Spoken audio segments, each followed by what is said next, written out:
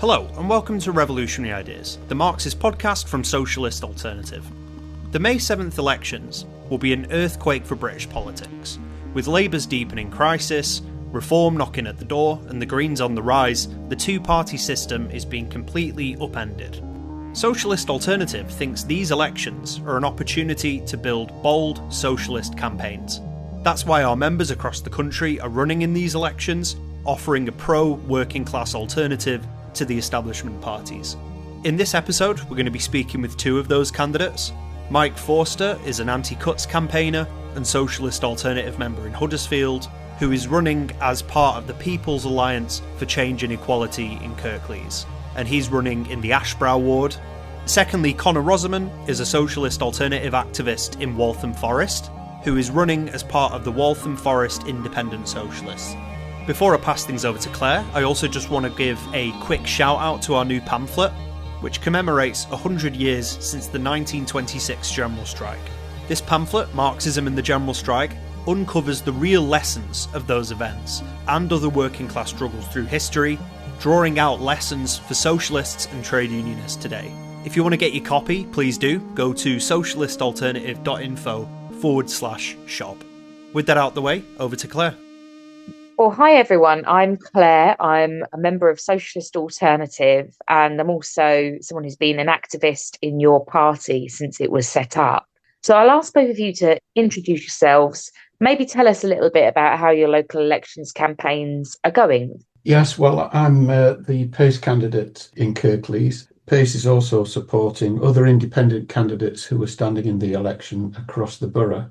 We started our election campaign probably 2 months ago and have been heavily involved in daily canvassing and leafleting for the past 5 weeks. The campaign is going very well. We've leafleted the entire ward and we've probably now canvassed about 30% of the area, and it's going very well so far, and let's hope we can maintain that momentum.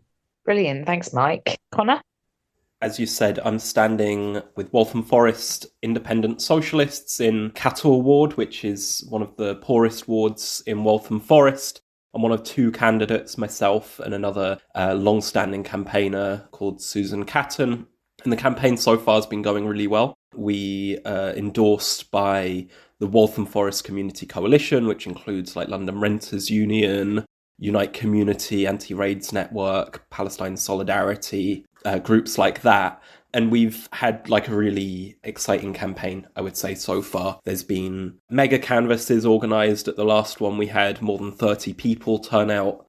I would say that's probably one of the biggest canvassing operations that we've seen in Cathall ward especially.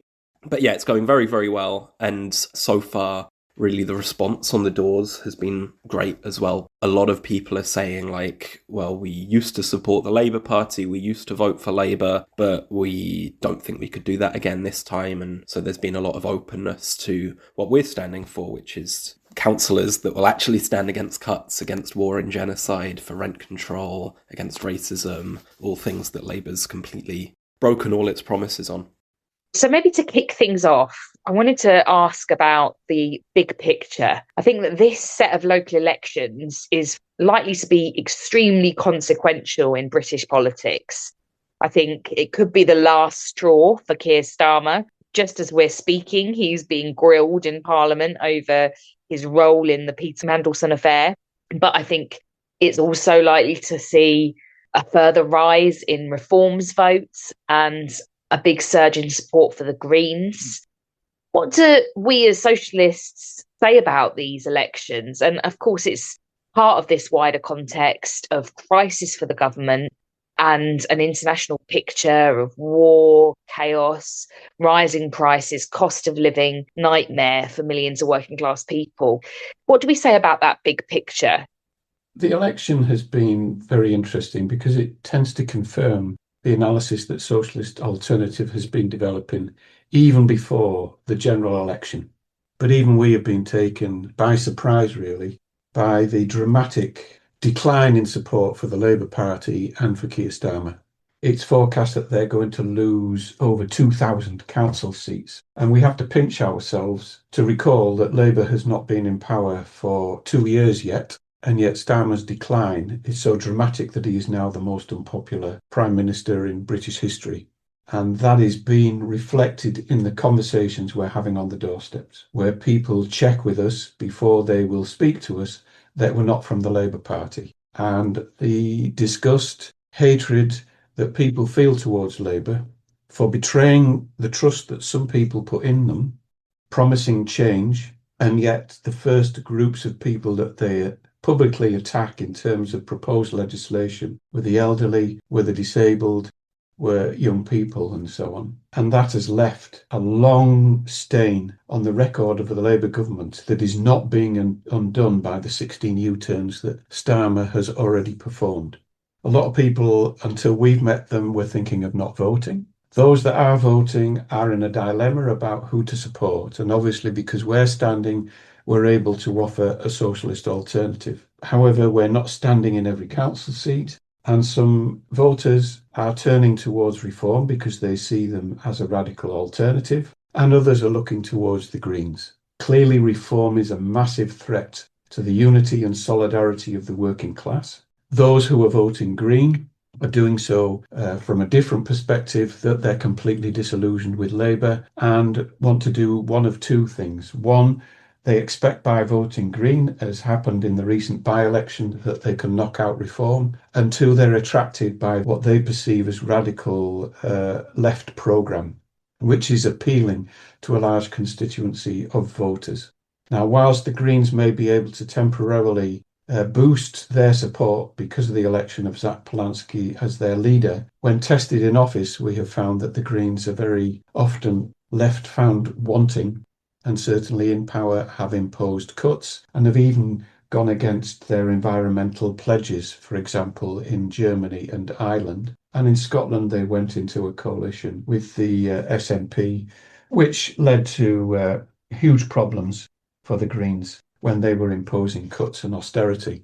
So it's useful and important that we are counterposing a socialist alternative from which there will be a groundswell of support for such ideas. And hopefully we will be able to build a community base for such alliances all over the country that can begin the process of offering a real socialist alternative.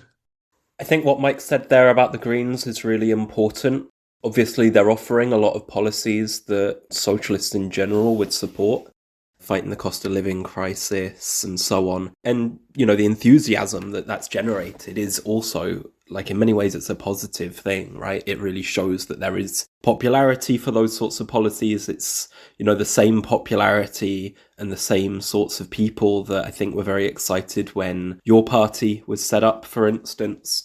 And that's being channeled towards some of these policies now through the Greens. But I think, as Mike said, there is still a difference. Like, the Greens are not a party that's rooted in working class organising and struggle, although it's got some positive kind of reformist demands. It's not a party that's looking to fundamentally challenge the capitalist system and the ruling class. And so, as Mike said, there's lots of instances where, even in spite of the Greens' kind of radical national political profile, where they've been in power in local government, they've still overseen the same sorts of cuts as Labour and the other parties. And that's because they don't have a strategy that's able to provide an alternative to that ultimately.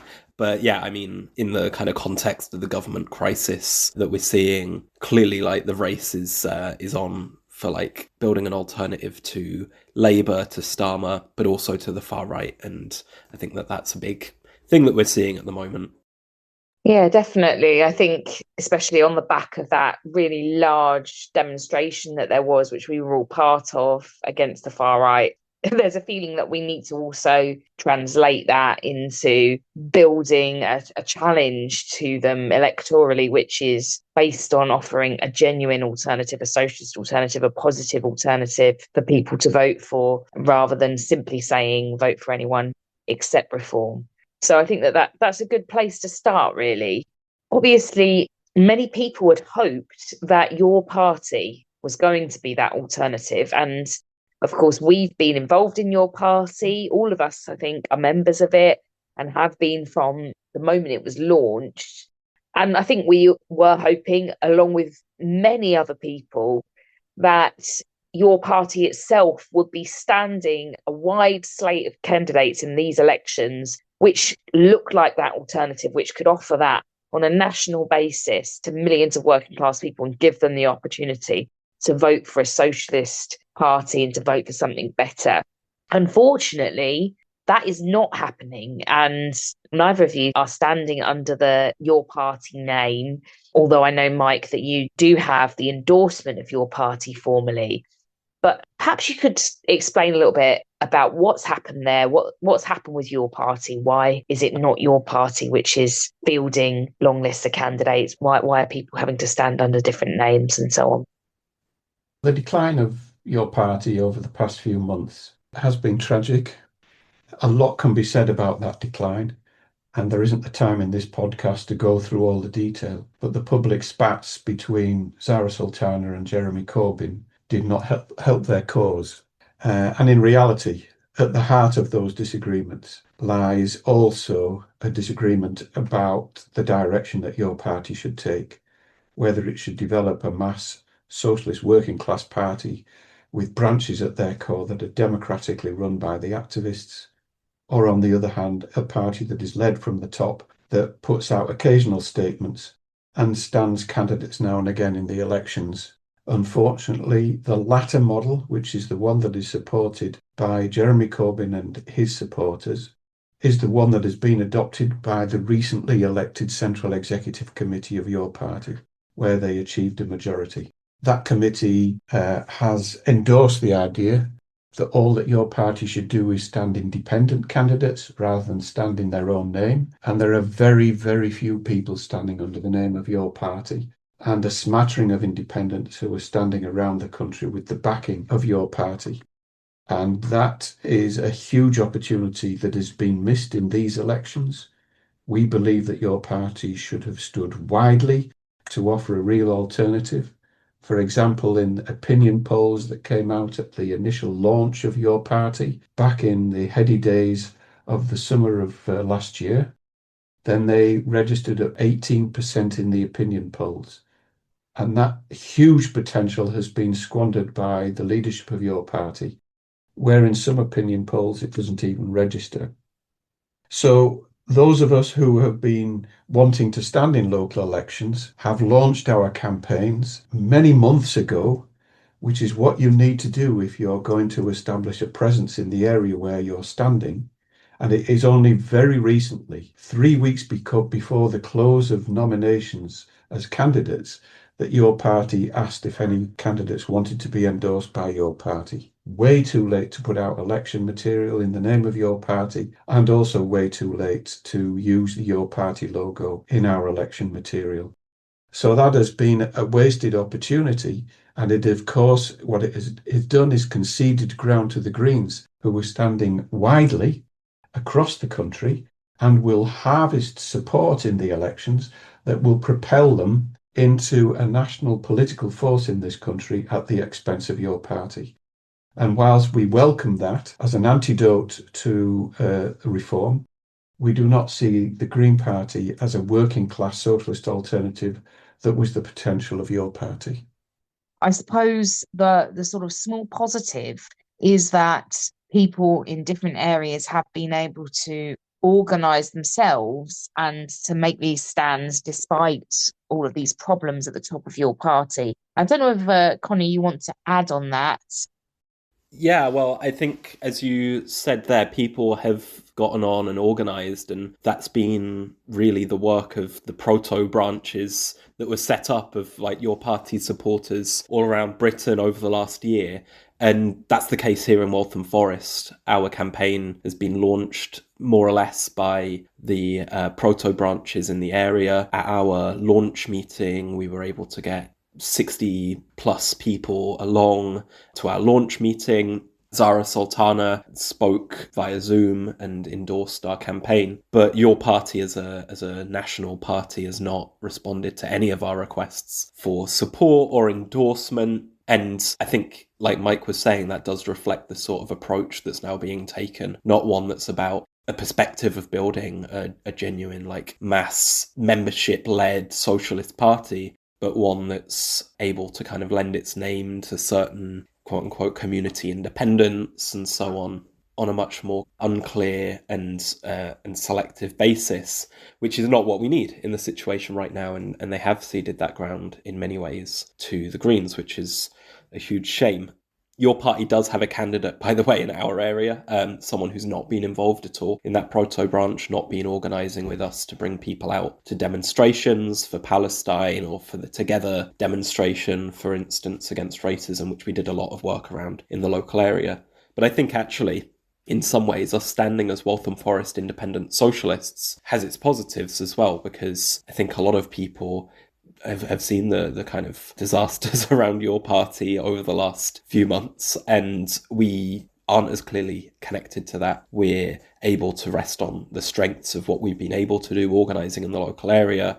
We've seen like a mass defection to our proto-branch from the local Labour Party, and we have this strong core of people who have gotten organised in this period because of the clear burning need to organise, and that's exactly what we're doing. And I think that that's been a real strength for us going into that campaign, talking to people on the doors who are often quite disillusioned with all the mainstream capitalist political parties. We're able to really show that we're representing something different, something that's really rooted in struggles on the ground.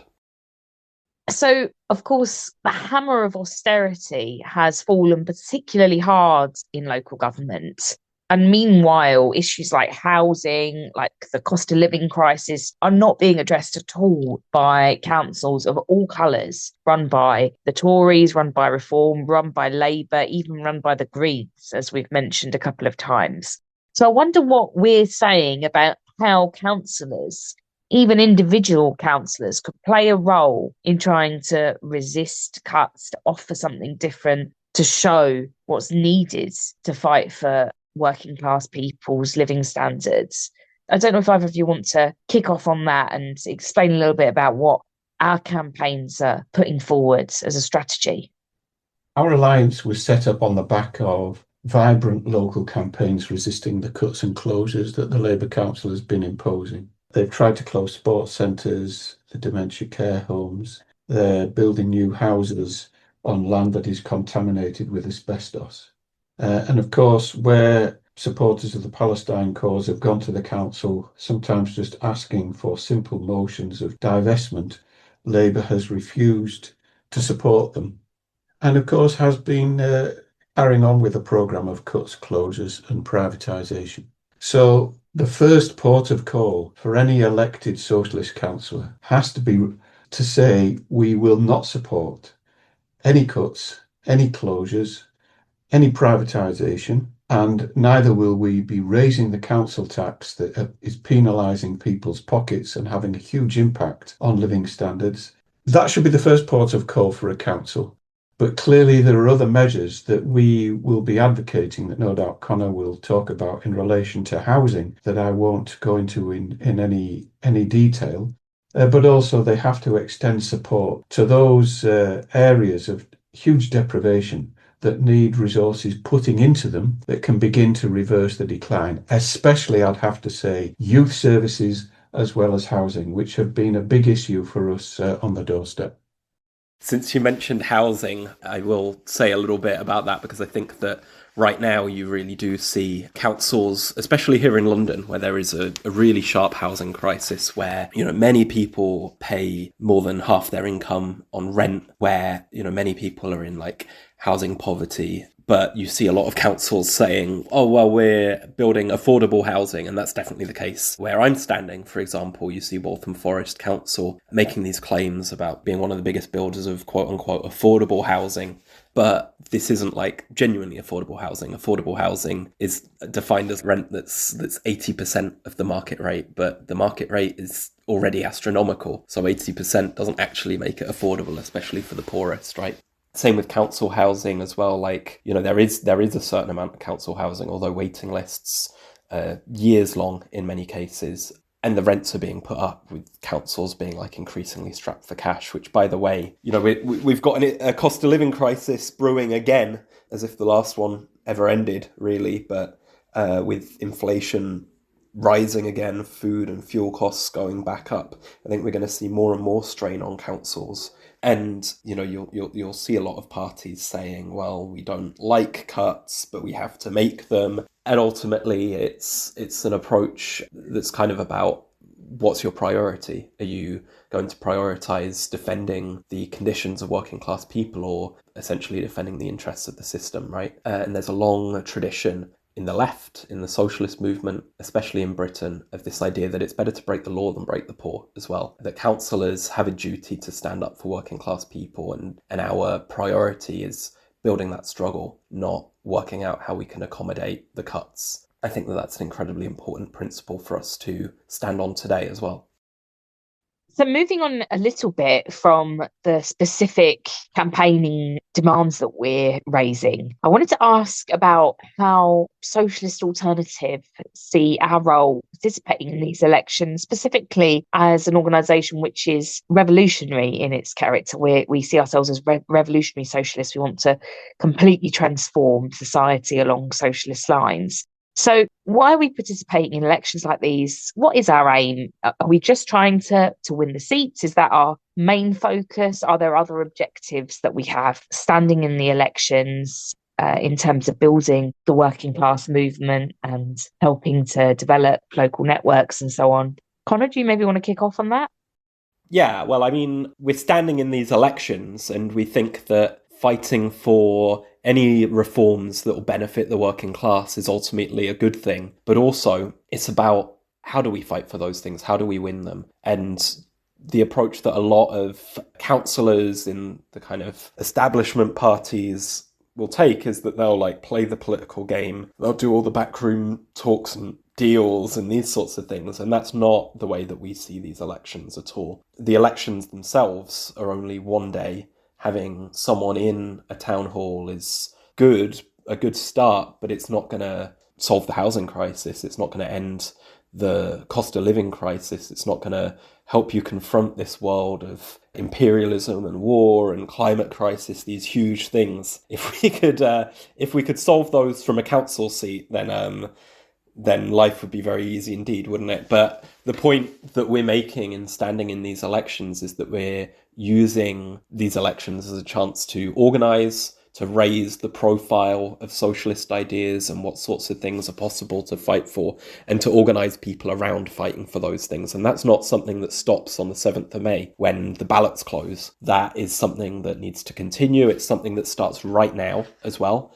And regardless of whether we win or don't, it's about building that movement that's able to fight for these things. And I think, just to use the example of rent again, we've recently seen the Labour government, as much as they dragged their heels on it, pass some protections for renters as part of this new renters' rights bill. And that wasn't won by just having like well-meaning MPs. I mean, God knows that Starmer's government has very few of those, right?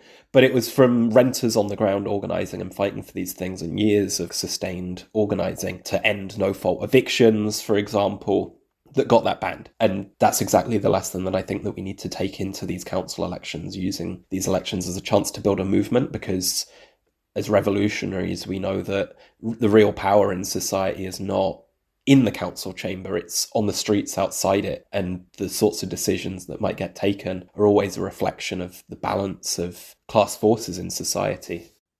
Socialist Alternative, when it's developing its socialist programme, bases that programme on what the working class needs and also where working class people are at in terms of their level of consciousness. What an election allows us to do as well is to have a mass dialogue, really, with the working class on their doorsteps and on the streets. And it either confirms our assessment, or we're forced to reevaluate our assessment based upon where people are at. What we've all been struck by in this election is the disdain and hatred for Labour, which is running deeper than we might have expected. And also there is a ready reception for our political ideas, particularly the basic ideas of socialism, about no cuts, no closures, say no to privatisation. But also in our election, we've been leading with a petition about say no to Trump's war in the Middle East, and that has had tremendous public support on the doorstep. And people are disillusioned, to say the least, with the rise of populist right leaders. and are expressing not just a frustration, but a desire to see something radically different, and heartened when they hear that there is an alliance that's standing under the banner of both change and equality. So these elections are allowing us to have that dialogue, present an alternative. Clearly, when we are elected, if we are successful, then that presents a different challenge. And in this neck of the woods, we expect Labour to lose control of the council, and that will then be a completely different ballgame where the Independents and Greens are likely to hold a majority on the council and will be responsible for ensuring that the programme of change on which they're all standing is implemented not through the council chamber, but on the streets, where we mobilise people in support of these ideas that are going to challenge the role of central government in cutting expenditure and spending in local councils, and also to make sure that the most important priorities are carried through by a more radical council. If I could just add a little bit here as well, I think there is a specific importance with these elections because, of course, in general, we'd try to build a movement to fight for the sorts of demands that we're talking about. That's not something that really ever changes. But right now, where we're in this context of this big crisis for your party nationally, and these proto-branches that are there on the ground, often running in these election campaigns, kind of looking at the situation like, well, what are we going to do? These election campaigns are especially important, I think, because they're a chance to show that we're able to sink roots, to present a credible political force in different areas. And these elections particularly, I think, are not just about building like any old movement or any old network, but about like really trying to strengthen the proto-branches where we're standing. Like, we're not just standing as socialist alternative candidates, and that's important. We're standing as part of this wider coalition of forces that could once have been the basis of your party. I think that that's increasingly unlikely now, but still we're standing on the basis of a force of a banner that's got like a presence in the local area, and that's something that needs to be defended, developed, to like continue building those roots to be able to build the kind of political force that we need. So what do we see as the next steps for building the mass socialist party that we need after these elections? What's the way forward, given the problems that we've just talked about with your party? Given the crisis that is going to grip British society immediately after the elections, where we expect that Keir Starmer is likely to be removed as leader of the Labour Party, and where we will inhabit a world where we're no longer in a two-party system, but in reality a 5 or even a 7-party system, because Plaid Cymru we expect will do well in Wales and the SNP will continue to assert themselves in Scotland, then we will be in a completely new environment, and one that is crying out for a radical socialist alternative. We've talked about how your party has unfortunately not been able to take advantage of that mood that exists on the streets. But in many of the local areas where people have set up, without support from your party, local branches of your party, which we call proto-branches, there is a determination that we don't go back to where we were prior to the launch of your party. So there is a network of community activists and socialists who are determined to keep going. And in some of those proto-branches, there is a wide base of public support for the idea that we continue as we are. And so our task will be to make sure that we bring together all of these socialists in an alliance which can maintain that momentum, build on it, and hopefully begin the process of rebuilding from the grassroots up a socialist movement that could at a later stage potentially develop into a party. But in the immediate future, many of us are now active in a network called Connections, used to be called Your Party Connections, but it's now relabeled itself Connections, which is holding a convention in Sheffield at the beginning of June. And it's important that, one, that conference is a success in terms of the turnout, but two, also that can begin to point the way forward as to how socialists are going to operate on the ground and link up all of these different local networks into a vibrant and socialist alliance. We had our founding conference for PACE last year, which was attended by 200 people. And we hope that other proto-branches will take on that model, have local conferences following the elections, sink deeper roots, and try to maintain momentum that in many areas we've already achieved through standing in these elections. And why would we specifically encourage people to get involved with Socialist Alternative, as well as in some of those broader networks? Yeah, well, I think the experience of your party, I mean, we have to draw some conclusions from it, right? And I think one of those is the political failures of the people behind the project, people like Jeremy Corbyn, and ultimately the inability of reformist politics to really chart the sort of bold path forward that we need. And Socialist Alternative as a revolutionary Marxist organization, we think that we've got the kind of program, the kind of approach and strategy that can take things forward, of course, but we're not sectarians. We would say that the strength of organised Marxist forces can have a direct bearing on how a broader formation pans out.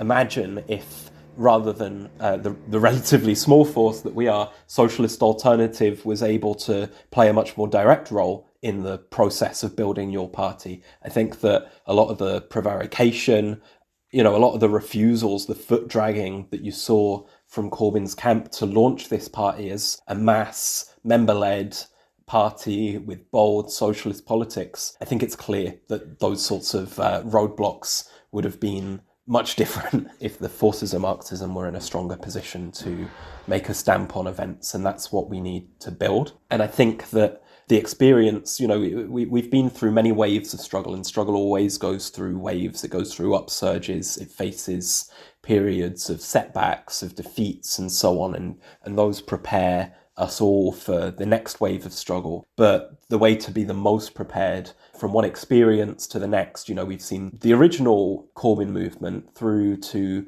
movements like Black Lives Matter, the strike wave in 2022 against the cost of living crisis, and now your party. The best way to carry those experiences, the lessons of each of those waves of struggle, to better prepare us for the next one, is by building an organisation that can be a point of continuity throughout those struggles as well. And that's exactly what we're trying to do with Socialist Alternative. And so we, of course, encourage people to get involved and help build that and help us make an impact on events going forward and to be prepared for that. Thanks for tuning in and listening to this episode of Revolutionary Ideas. If you liked what you heard, want to get involved and join Socialist Alternative, go to socialistalternative.info and click Get Involved. Also be sure to give us a follow on our social media platforms. On Instagram, we're socialistalternative.ews. On TikTok, we're socialist_vids. And lastly, on Facebook, we're Socialist Alternative ISA England, Wales and Scotland. Thanks, and see you next time.